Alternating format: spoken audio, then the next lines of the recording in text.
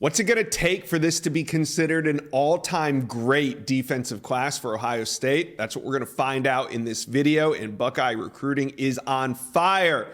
Ohio State just landed the #1 corner in America, TJ Alford, moving their 2025 class up to the #2 spot just behind LSU, and they're not done yet. Ryan Day wants to keep this recruiting momentum going. We got recruiting insider Alex Gleitman on the show to find out who could be the next elite recruit to commit to the Ohio State Buckeyes. But first, hit subscribe for me to the On3 Recruits channel. It's an exciting time, a pivotal offseason for Ohio State, and we got you covered. Hit subscribe for me. All right, let's bring on Alex Gleitman from Letterman Row. Now, TJ Alford committed on his visit. You don't see that a whole lot in these new recruiting times. A lot of times it's a commitment ceremony, it's a graphic, something. But it went down right at the end of his visit. Did something happen on the visit, or was that the plan the whole time? Yeah, I think it was kind of the plan the whole time. I think coming into the visit, Ohio State had a lot of momentum. Tim Walton had really spent a lot of time with TJ Alford, visiting down in Alabama whenever he could. They had him for a visit, toward the end of last summer. They really have built a strong bond over the last, 6-8 months, something like that. And I think, coming into this visit, you saw, I don't know if you've seen the pictures, but basically he had a ton of family on this visit with him. And it was, to me, he was coming on campus, and if everything kind of checked out as he thought it would, that was kind of his plan coming in. So it wasn't I thought maybe, he would silent commit to the staff on the visit potentially, and then maybe announce at a later date. So it wasn't a complete surprise that he announced on the visit, but obviously a nice surprise for Buckeye Nation for that to happen.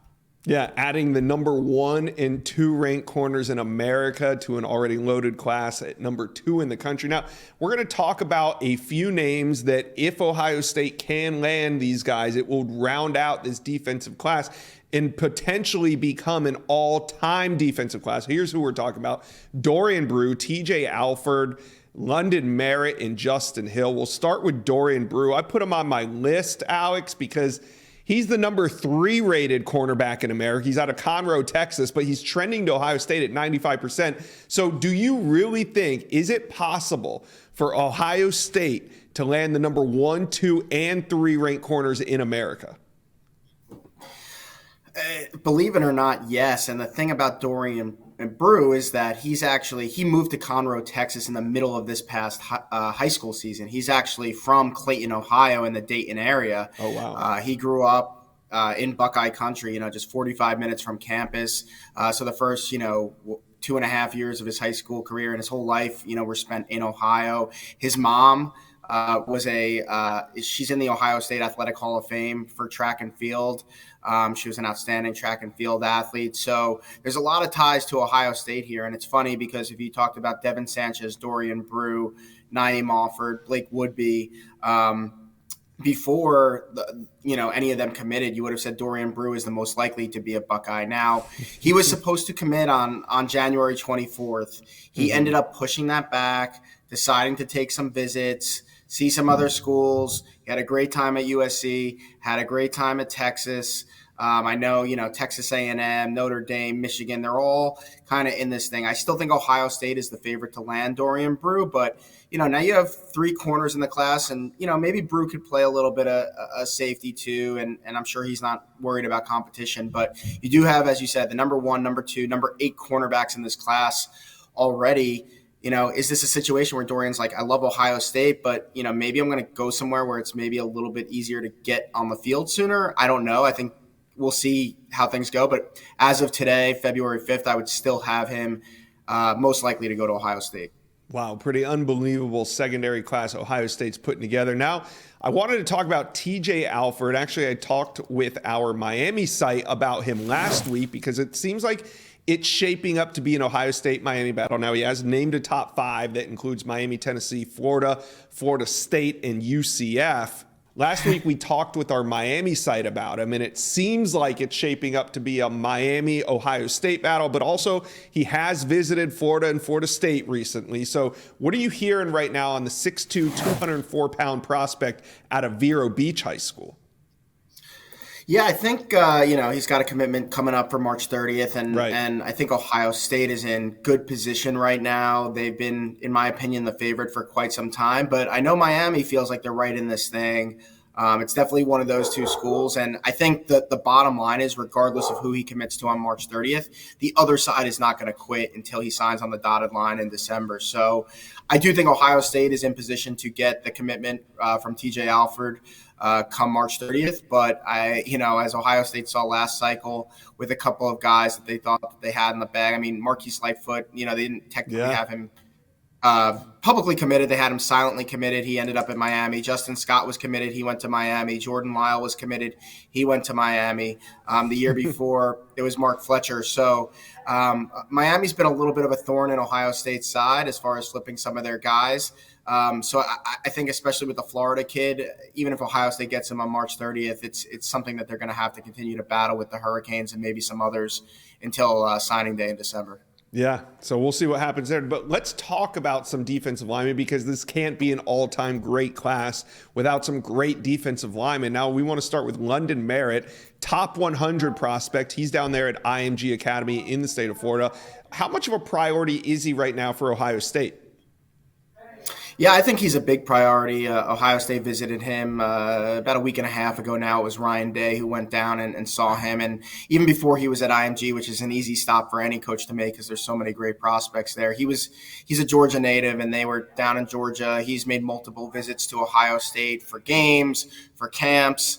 I think Ohio State and Alabama have been the two schools that, at least in the early going, had a little bit of an edge with Nick Saban retiring. I think it could obviously help Ohio State, while London Merritt has to make some new relationships on the Alabama side, although there are some still familiar faces there.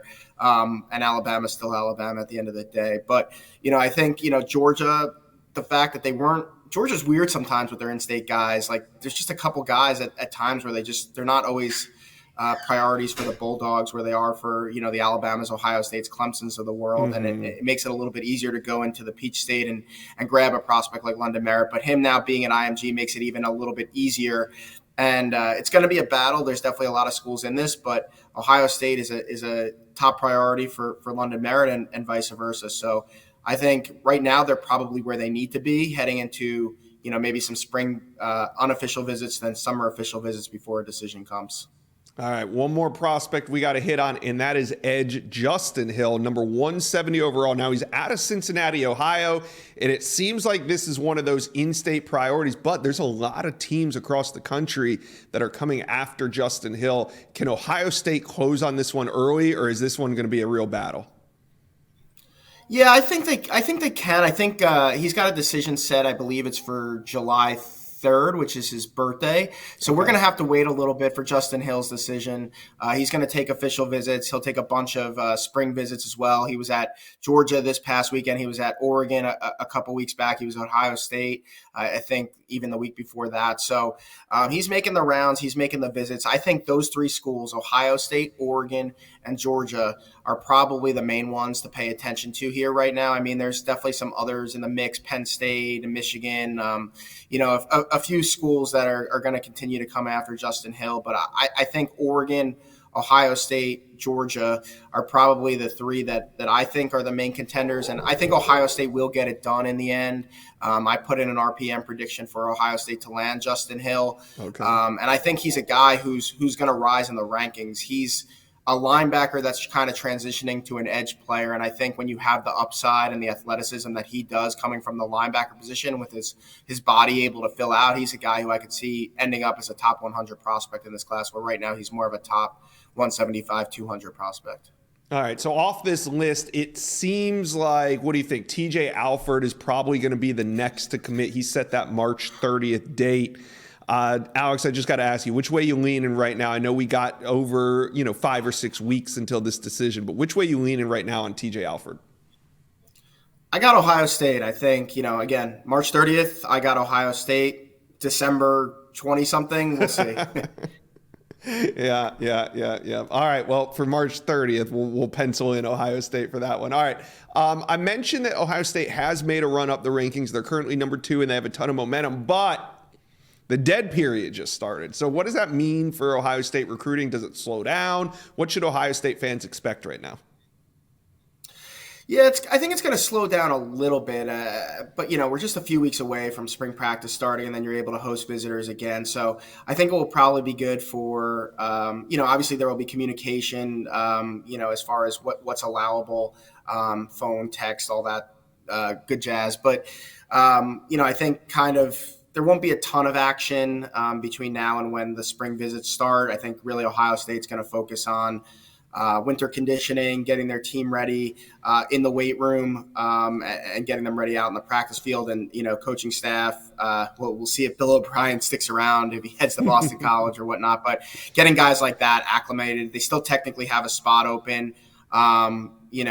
They could elevate James Laurinaitis to full-time assistants, bring in a special teams coordinator, bring in, some other sort of defensive assistant. So I think that's the type of stuff that they're going to focus on. And then, just in a few weeks, start hosting a ton of spring visitors for practice.